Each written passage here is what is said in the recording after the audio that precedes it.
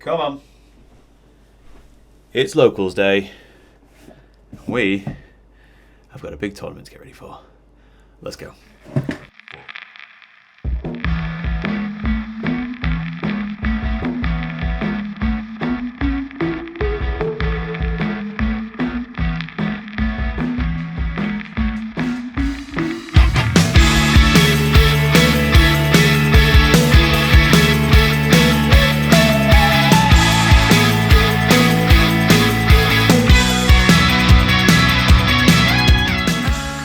Hi guys, and welcome back to the channel. I know it's been a little while since we made a video, so I hope you're doing good, I hope you're doing well.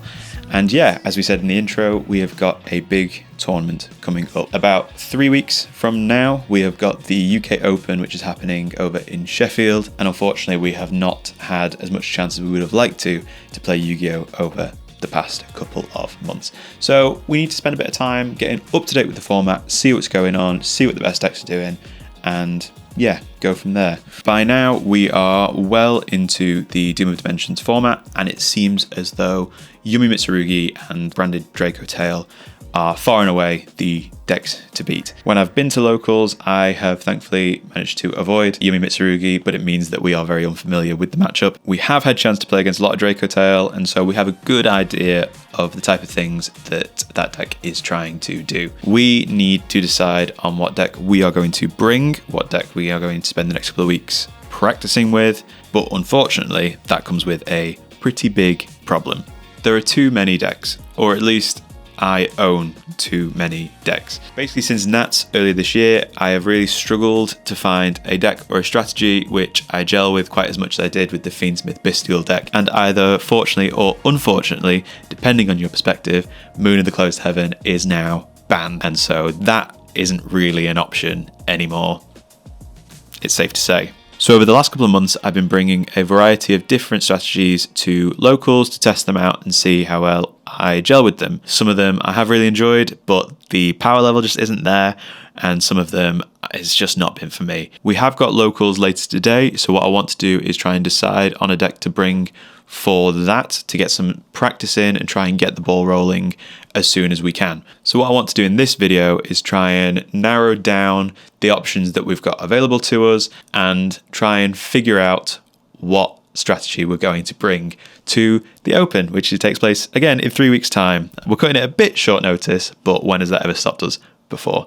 I think what would be really cool is if we did a really quick kind of pros and cons style segment where we go through a couple of the options that we have available to us. I can give my perspective on my experiences with those strategies, and hopefully that can help us decide exactly what it is that we're going to bring to locals today. So without further ado, let's get on with it. So first off, we have got Yumi, pure Yumi to be specific. If you watched my Worlds vlog, then you will know that I basically spent all of Justice Hunter's format playing pure Yumi. We got very familiar with it, and I felt very, very comfortable with pure Yumi as a strategy. Unfortunately, it was the weeks after that video came out that I was really starting to kind of struggle with the sideboard hate that people would have for them. Maybe it was just bad luck, and maybe I gave up on it a bit too quickly. Maybe it's worth giving another go. Unfortunately, I don't own Marshmallows, and I don't really want to buy Marshmallows because they are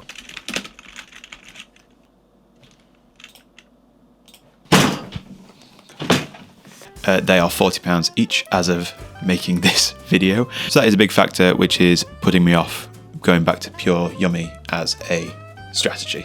DDD, Different Dimension Demons. When the Doom of Dimension support was announced for this deck, I was so excited because I love DDD as an archetype. I love the artwork, I loved it in the show, and I really like the more complex playstyle of the deck. So I picked the cards up when they came out. It's the first deck that I built after Doom of Dimensions, and I told myself it was going to be my deck of the format, and I really enjoyed it, but I just felt as though it just couldn't keep up. I felt the boards that it could make going first were insane, but I think it really struggles playing through hand traps, and it really struggles going second. I do think the deck is really strong when piloted correctly, but I also know that with the time that we've got and how little I've been able to play recently, I don't think I'm the person to do it at this point. Maybe we'll reevaluate in a month or two, and we will go back to it, but for this specific upcoming event, I just don't think it's the one, unfortunately. Next, we have a big one. We have got Mitsurugi. So I brought Mitsurugi Fiendsmith to Euros back in July, and I thought it was going to be crazy. Every time that I played against Mitsurugi, it always felt insane, and I do still think that it's insane. However, the amount of bricks that you have to play if you want to mix that with other engines felt as though I was just bricking all the time, drawing bricks. I know that in the more recent Mitsurugi combo builds, especially with Mitsurugi Yumi, they've cut down to just all gas, no Kusanagi, no Knight Sword Serpent, just to really streamline it. Maybe that's something worth considering, because I do think that Habakiri and Murakumo are crazy cards. I think I would maybe play pure Mitsurugi, but who knows, probably not.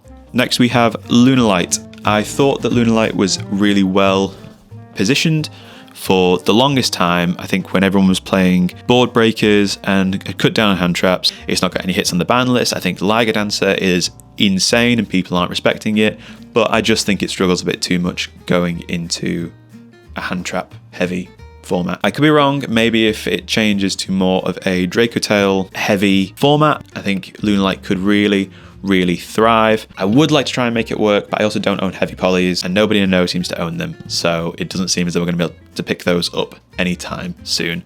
Next we have Malice. Now Malice is a really interesting one, because I think that it is, despite all the hits that it has on the ban list, I still think the deck is really strong. People are cutting Lanciers from their side deck. I think it could be a good shout. I did borrow my friend Matt's Malice deck last week, and I gave it a go, and I did really enjoy it. I think it could be a good option. It just depends if people start to respect it more by the time that the event comes around and start putting Lancier in the side deck, which would suck.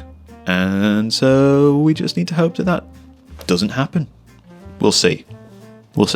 Next is Archmage. Sorry, Coda. It's not the one for me. And the final deck that I want to talk about is Crystron, specifically Crystron K9. Now, this was a deck which I was really interested in a couple months ago. I thought it was going to be a bit of a sleeper pick. I thought it was really strong. And then it won a YCS and it came on everybody's radar. And they banned Mjolnir, which I still don't think is an integral part of the K9 Crystron deck, but I do think that it helped the deck a lot. Don't get me wrong, I think that the deck can still create some crazy boards, but I think that kind of silver bullet that it had helped the deck a lot. Maybe if the format develops to be more of a Dracotail heavy format, then the K9 cards would really thrive in that environment, but I don't want to hold out hope on that, especially because so much can change within the 3 weeks between now and the Open. So unfortunately for that reason, I do think the Crystron K9 is going to be put into the no pile. So after going through all those options, after doing a little bit more thinking, I think I'm going to go with Malice for today's locals, at the very least. Like I say, I think it's really well positioned in the current format. There's not an excessive amount of sideboard hate dedicated towards it, but I am conscious that that is subject to change over the course of the next 3 weeks. I borrowed the deck off of a friend last week and we did okay with it. You know, not great, but we went 2-2 at locals, but it was one of those where I was able to identify my mistakes immediately afterwards. All of the games I felt were completely winnable, which I think is a good sign that the deck is still really well positioned. So we have copied the list from my friend Matt's deck list and we're going to take it to today's locals. I'm feeling really good with that decision, and I'm glad that we made the decision when we did, because it is starting to get really dark outside. So we need to finish building the deck, we need to get packed up, and we need to make our way to locals.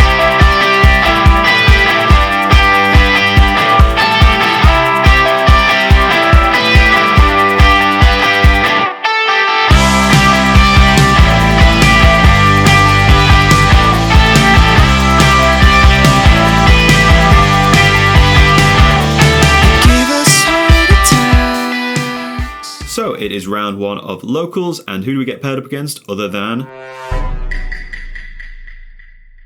Tony is playing Vanquish Soul K9, but thankfully we win the dice roll. In hand is not the worst, definitely still playable, and so we start by setting TB11 and normal summoning Marcher. We activate TB11 banishing Marcher, but Tony drops the Fulos. The draw in hand means that we should be able to play through it quite nicely. We summon the Dormouse and we activate the March Head to add back Tony chains Holy Sue in hand to summon, we chain the draw, and the March Hare gets added back to hand.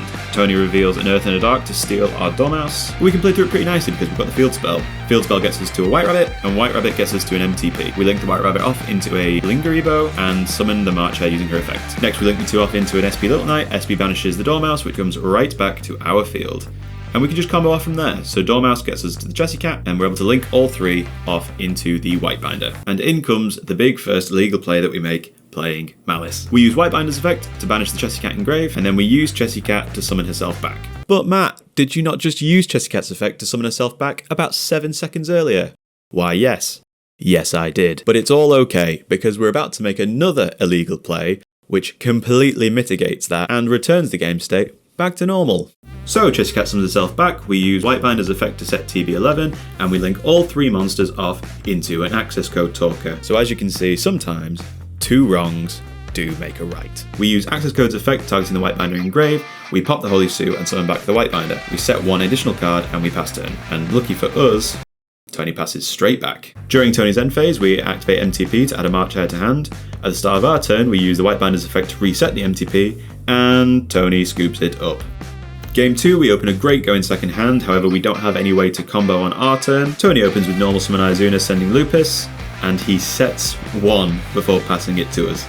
We draw for turn into an Allure of Darkness, which all of a sudden makes our hand completely playable, provided that Tony's got no interruption, and we normal summon the backup. Tony chains the Vanquish Soul Trap, we chain the Impulse, and from there we are allowed to combo off. Activate Allure of Darkness, draw in 2 cards, and we banish the White Rabbit. The White Rabbit is summoned, we set TB11, and we're able to go all the way up into an Access Code Talker OTK. So round 2 of locals, and we get paired up against a player who we've never actually had the privilege of playing against before. He is piloting Branded Draco Tail, we lose the dice roll, and our opening hand is absolutely insane. He opens Branded Fusion, sending Malulu and Albaz, summoning a Lubellion. Malulu sets Draco Tail Flame, and the Lubellion fuses up into a Mirror Jade. Next he activates Rahu, summoning an Arthalion, and he gets to set a Sting and a Ketu. He activates the Ketu, adding a Nurgula to hand, activates Fire Mana to fuse into a Gulamel, and sets a Mysterious back row. Now, here's where we make a little bit of a misplay. I want to bait out the Mirror Jade banish because the March Hare threatens a first action Lingeribo on my turn, and so at the end of his main phase I activate it, banishing the spare field spell that I have in hand, which he does activate the Mirror Jade to. The March Hare gets added back to hand, but in his end phase the Albion sets a copy of the Fallen and the Virtuous. Now this is a card which I have had zero experience playing against, and it arguably is worse of an interruption for Malice to play through than the Mirror Jade banning. We draw for turn into a backup, and we open with normal summon Dormouse. On the summon, our opponent activates the hard-drawn Draco Tail Horn to bounce it back to our hand. We once again activate March Hare, banishing the Dormouse from hand, summoning both to the field in defense position. Next, we link the March Hare into a Lingeribo to contest one of the trap cards, and he does activate the Fallen of the Virtuous to pop the Lingeribo. Dormouse gets us to a White Rabbit gets us to an MTP, and we're able to link the White Rabbit off into a second copy of Lingeribo. In an effort to bait out the Lingeribo negate, he activates Draco Tail Sting, targeting the Lingeribo in graveyard. We let it go through, and he chains the Gulamel. We do give him a free draw, but it does get rid of the Gulamel pop. Now we know the last interruption is the Draco Tail Flame, so we activate Goldsark to bait that out, and we activate the field spell, getting us to our Chessy Cat. With only backup left in hand, we link him Cyburst Wicked and activate the backup to summon. We have to sequence it as Wicked Chainlink 2 so that we have a discard for backup, but he has the Ash, which means that backup just adds us another name which we immediately have to discard. We add March Hare back to hand, we see that we are out of pushes, and we scoop it up to game 2. I'm really annoyed because I feel that this game was so winnable, especially because our hand was really strong. Unfortunately, because we are still new to the deck, I feel as though I didn't sequence everything as well as I could have done, especially allowing him to set the Fallen and the Virtuous turn 1. Maybe that was the difference maker, maybe it wasn't. We don't know. All we can do is move on to game 2 and learn from the mistakes that we just made. Game 2, our hand is looking pretty good, and we open with normal summon White Rabbit. White Rabbit gets us to a TB11. We activate the TB11, banishing the White Rabbit for cost, and here comes the Lancia. We summon the Dormouse from deck, and we activate White Rabbit effect to summon back. From here, we have a think about what plays we have available to us, and we activate the talent to rip a card out of our opponent's hand. His hand is pretty stacked, but we decided the best option is to rip the Lucius. Knowing that we have the Ash in hand for the Branded Fusion, we summon an SP Little Knight which contests the Malulu, we set one card, he draws turn, and he shows me the hard-drawn Lucius. So this all of a sudden becomes a lot more difficult. He adds a Fire Mina to hand with Lucius, and then he activates Fire Mina, summoning a Gulamel. He activates 2 names in grave, we chain the SP Little Knight, banishing the Gulamel, and he sets both Draco Tail spells. He activates Ketu to add, but we don't have any monsters on field, so we can't fuse, but we are forced to Ash the Rahu, which leaves us open for this branded fusion. Our new objective is to survive. He summons out a Sanctifier, he sets a Horn, and he moves to the battle phase. After taking a little bit of damage, we use Magnamut's effect, targeting the Lancia in his grave so that he can't summon it back on my turn. We use Magnamut's effect, and in the end phase, Gulamel and SP Knight are summoned back to the field. Still in end phase, we use Drewsworm's effect, targeting the Dormouse, and Dormouse summons back to my side of the field. We draw Retaliating Sea for turn 1, turn 2 late, but we start our turn with enough gas on field to be able to play through anything that he might have, and we are able to OTK, taking Game 2.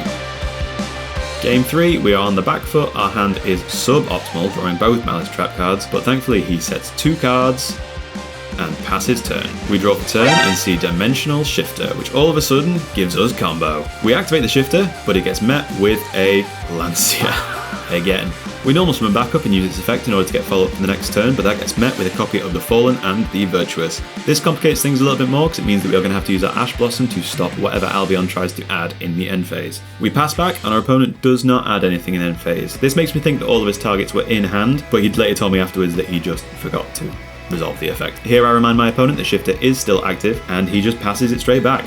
We draw a March Hare for turn, which will help instate our plays, and we normal summon the Dormouse. On the summon, our opponent activates Sting in order to try and get an additional draw, and wanting to keep them off plays, we decide to Ash it. On resolution, we get hit with the second copy of Lancia for this game. Unfortunately, we just can't play through it, so we link into Lingaribo, we set the MTP, and we pass it back to our opponent. They draw for turn, they drop the Feather Duster, which clears the NTP, and they normal summon Malulu. They use Malulu's effect, fusing itself and another name in hand into a copy of Arthalion. Arthalion effect adds back the Lancia, and he sets both Draco Tail spell cards. Here he activates Ketu, and I chain the Retaliating Sea in hand. I definitely should have held this for the Rahu, because this now means that he can perform a fusion summon because I have a monster on board. He adds Lucius and does choose to fuse into a Gulamel. He goes battle phase, smacks his Retaliating Sea, and he passes turn. And from here, it's honestly pretty easy to clean up. We draw a second copy of March Hare for turn, we use its effect, banishing the Dormouse. Dormouse summons itself back, Dormouse gets us to a Chessy-Cat, Chessy-Cat gets us to 2 draws, and from there we're able to combo up into an OTK with Access Code, the Malice Link 3s, and an MTP, clear his full board, and take the match from there.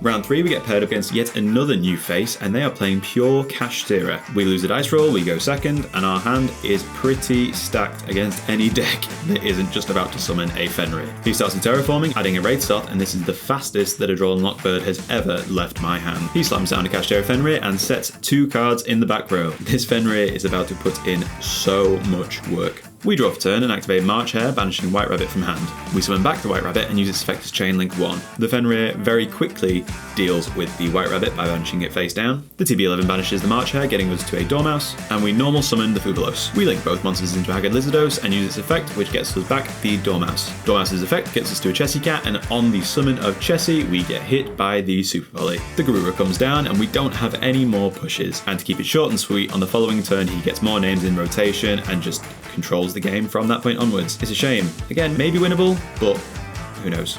On to game 2. Game 2, we open a pretty decent hand, including the one of Dormouse. We normal summon the Dormouse, use its effect, but it gets hit by an Imperm.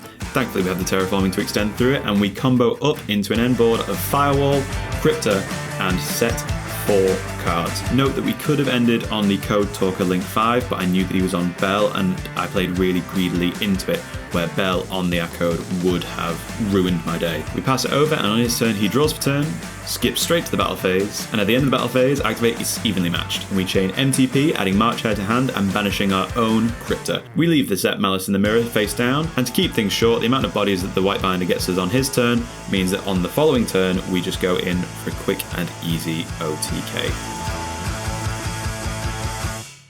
Game 3, we are going second. He looks at his hand, sets 3 cards, and passes it right back to us. On our turn, we activate Allure of Darkness, that gets hit by an Ash Blossom. We normal summon back up, and that gets hit by an Imperm. So we link into Lingaribo, and we set the TB11 in the Imperm column. I don't have an excuse for that one. We activate the March Hare in hand to try and get some bodies on board to combo off, and we get hit by the Tikaboo. Thankfully, we have Lingaribo to negate and banish the Tikaboo, but that now means that we don't get enough bodies on board to be able to combo off.